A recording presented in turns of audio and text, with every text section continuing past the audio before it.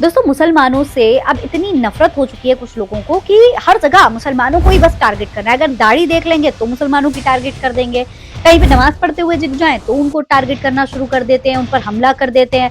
कहीं अगर मुस्लिम जो है रेलवे स्टेशन पर दिख जाए तो उनको कहो परेशान करने लग जाए, या रोड पर जाते हुए दिख जाए तो उसको परेशान करना शुरू कर देते हैं। ये आप सोच लीजिए दोस्तों कि सिर्फ और सिर्फ अगर कोई मुसलमान नाम भी पता चल जाए तो ये लोग तब भी उनको परेशान करना नहीं छोड़ते। या ये कह दे आप कि लव जिहाद का आरोप लगा देंगे, टैंट जिहाद का आरोप लगा देंगे, फलाने जिहाद, धमाके जिहाद, हर तरीके से कुछ भी करके बस मुसलमानों को टारगेट करना इनका मेन फोकस हो चुका है। और दोस्तों ये कोई नई बात नहीं बता रही हूँ, हर दिन ऐसी घटनाएं आपको देखने को मिल जाएंगी। अगर आप सोशल मीडिया उठा करके देखेंगे, दिन की 100 खबरें देखेंगे तो 70 खबरें आपको ऐसी ही मिलेंगी जहां पर मुसलमानों को टारगेट किया जा रहा होगा, मुसलमानों के साथ में हिंसा हो रही होगी, मुसलमानों को उनकी दाढ़ी, उनके कपड़े देख करके प्रताड़ित किया जा रहा होगा। ये बहुत कॉमन हो चुका है आज के समय में इस देश में। लेकिन जब भी ऐसी कोई घटना सामने आती है तो एक नाम जरूर सामने आता है और वो नाम है बजरंग दल का। जी हाँ, बजरंग दल मुसलमानों को किसी भी मुद्दे में टारगेट करने के लिए हमेशा आगे रहती है।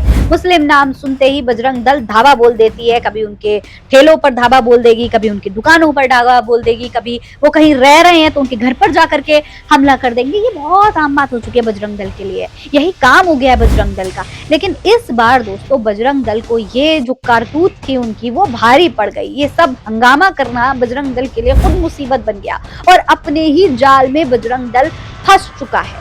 एक सब इंस्पेक्टर, एक मुस्लिम सब इंस्पेक्टर को किस तरीके से फंसाने की ये लोग कोशिश कर रहे थे और कैसे अपने ही फैलाए हुए जाल में फंस गए, सब कुछ बताएंगे आज के इस वीडियो में विस्तार से, इसलिए वीडियो को पूरा जरूर देखिएगा। सलाम नमस्ते, मेरा नाम फरीन अंसारी है और ये वीडियो आप द नेशन 360 पर देख रहे हैं। देखिए खबर जो है बरेली की है।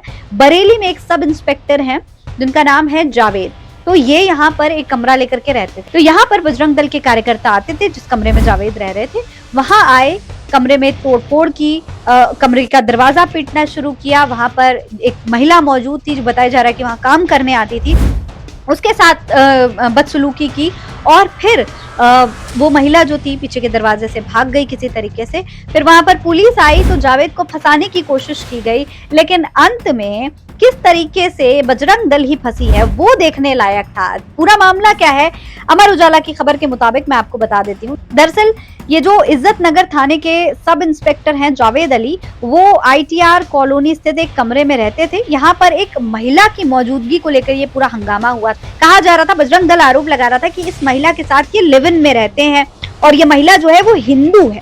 राष्ट्रीय बजरंग दल के जिलाध्यक्ष रोहित गंगवार और उनके साथियों ने यहाँ पर पहुंच करके दरवाजा पीटना शुरू किया, फिर यूपी पुलिस को बुलाया। उधर महिला जो थी वो पिछले दरवाजे से वहां से चली गई। जब ये हंगामा शुरू हुआ तो दो सीओ ने मामले की प्राथमिक जांच शुरू करी और इसके बाद बजरंग दल के जो कार्यकर्ता थे वो खुद ही पूरे मामले में फंस करके रह गए। देखिए आपको बता दूं कि ये जो जावेद अली हैं ये पहले सीबीगंज थाने में तैनात थे और तभी से वो आईटीआर कॉलोनी स्थित कमरे में रह रहे थे।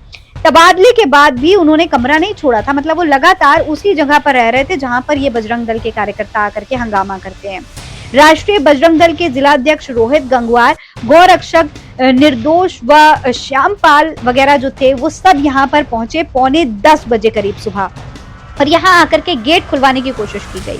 इन्होंने कॉल की तो यूपी पुलिस यहाँ पर आ गई। पुलिस ने भी गेट खटखटाया। करीब 5 मिनट बाद जो है जावेद दरवाजा खोलते हैं और कार्यकर्ता जो है पूरे, जो मतलब बजरंग दल के कार्यकर्ता थे वो पूरी इस घटना की रिकॉर्डिंग कर रहे थे और जावेद पर आरोप लगा रहे थे कि वो किसी हिंदू महिला के साथ इस कमरे में रह रहे हैं। कार्यकर्ताओं की जावेद अली से काफी बहस भी हुई, काफी कहा सुनी हुई। पूरा मामला जो था वो इन्होंने वीडियो में रिकॉर्ड किया और वीडियो को अपने सोशल मीडिया अकाउंट पर पोस्ट भी कर दिया। ये कहा गया कि भैया वो महिला कौन थी, उसे बाहर निकालो, उसको सामने लेकर के आओ, इस तरीके की तमाम चीजें कही गई। मतलब पूरी तरीके से महिला को टारगेट करने की कोशिश कर रहे थे। एसएसआई ने बताया कि महिला वहां पर उनके यहाँ सिर्फ काम करने आती थी, उनकी मेड है।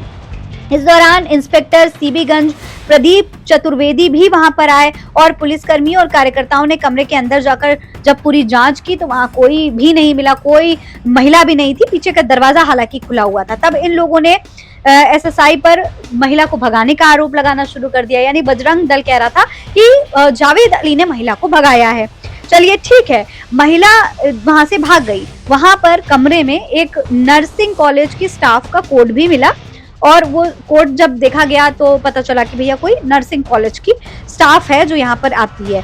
ठीक है, कार्यकर्ताओं ने एसएसआई के कमरे में महिला के होने का शोर मचाया और इसका पूरा वीडियो रिकॉर्ड करके सोशल मीडिया पर वायरल किया। इसके अलावा दोस्तों, जब वीडियो वायरल हुआ तो मामला एसएसपी अनुराग आर्य की जानकारी में पहुंचा, जिसके बाद उन्होंने इस पूरे मामले की जांच का आदेश दिया।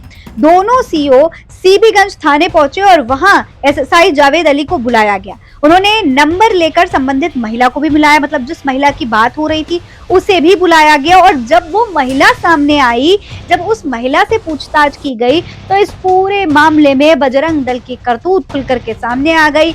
बजरंग दल ही उल्टा अपने फैलाए हुए जाल में फंस गई। जब महिला सामने आई तो उसने बताया कि वो मूल रूप से रामपुर की रहने वाली है, यहाँ पर काम करती है, यहाँ डेला पेरी के पास में रहती है और जाहिर तौर पर एक गरीब महिला है तो इसीलिए कुछ समय वो हॉस्पिटल में काम करती है, वहां से अपनी जो है आजीविका कमाती है और बाकी समय जो उसका बचता है सुबह का या शाम का, तो वो जाकर के लोगों के घरों पर काम करती है और पैसे कमाती है ताकि वो अपने घर का, अपने परिवार का पालन पोषण कर सके। जावेद अली के घर भी वो काफी समय से काम कर रही है, ये भी उसने बताया।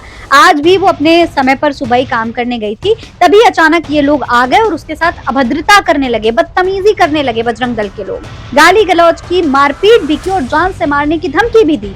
शोर सुनकर सीबीगंज पुलिस भी वहां आई। इन लोगों के नाम बताए गए रोहित, निर्दोष और श्यामपाल। इसके अलावा कई और बजरंग दल के कार्यकर्ता भी थे जिनके नाम इस लिस्ट में दिए हैं महिला ने। और इसी बयान के आधार पर, यानी महिला के बयान के आधार पर, ये जो तमाम बजरंग दल के कार्यकर्ता गुंडागर्दी करने पहुंचे थे उन पर एफआईआर दर्ज करने का आदेश दे दिया गया और अब इनके ऊपर कार्रवाई होने वाली है। यानी कि बजरंग दल अपनी ही करनी में फंस चुका है। हालांकि राष्ट्रीय बजरंग दल के जो जिला अध्यक्ष हैं रोहित गंगवार और तमाम जो कार्यकर्ता हैं वो इस कार्रवाई पर बड़ा आक्रोश जता रहे हैं, गुस्सा जाहिर कर रहे हैं, कह रहे हैं कि ये कार्रवाई एक तरफा हुई है। हालांकि पूरी हकीकत सामने है। जब महिला ने खुद बयान दे दिया है कि उसको प्रताड़ित करने की ये लोग कोशिश कर रहे थे, वो बेचारी तो वहां काम करने आती थी और अगर कोई और भी थी, कोई जावेद की संबंधित भी थी, तो बजरंग दल के कार्यकर्ताओं का क्या लेना देना कि वो किसी के घर पर जाकर, किसी के कमरे पर जाकर के इस तरीके से हंगामा करे या उन्हें परेशान करने की कोशिश करे। बजरंग दल जो ये गुंडागर्दी समय समय पर जाकर के करता रहता है, उसकी वजह से आज एक बार फिर से बजरंग दल की क्लास लगा दी गई है, उन पर एफआईआर हो गई है, केस दर्ज हो गया है और अब आगे कार्रवाई भी होगी।